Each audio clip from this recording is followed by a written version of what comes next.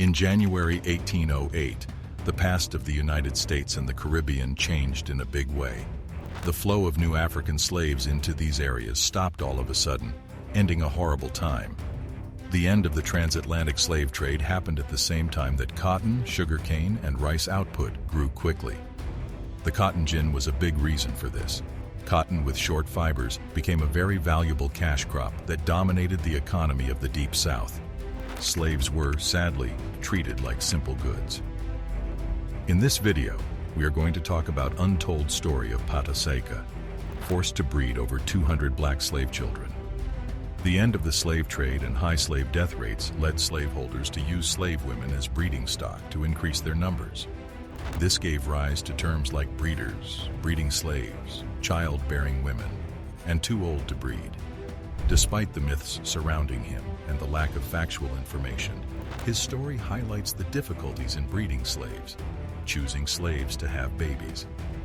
As slave breeding became more common, slave owners looked for the best workers for their farms. They did something like natural selection by carefully choosing guys with good qualities to have their children be slaves. Different slave owners chose their slaves in different ways, but most of them looked at their appearance and skills. People thought that their children would have the same traits as their fathers if they were strong, fit, and healthy. People put a lot of value on things like height, muscle mass, and stamina.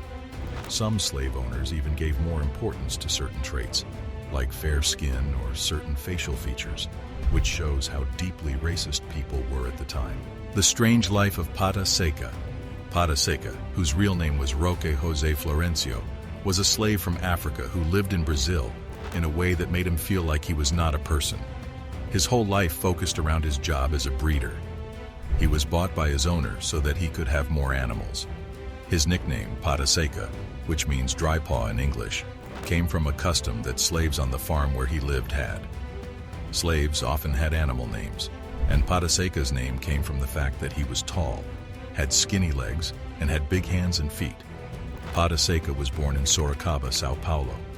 A farmer from São Carlos, São Paulo, bought her and took care of her. But his life as a slave was very different from what most slaves had to go through. His owner, Francisco da Cunha Bueno, gave him jobs like delivering mail and taking care of the animals on the farm. This meant that he had to drive every day between the small village and the city of São Carlos. The role of Pata Seca as a breeder.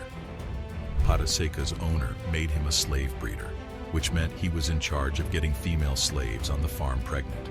It is hard to know the exact number of women with whom Pata Seca fathered children, or how often this happened.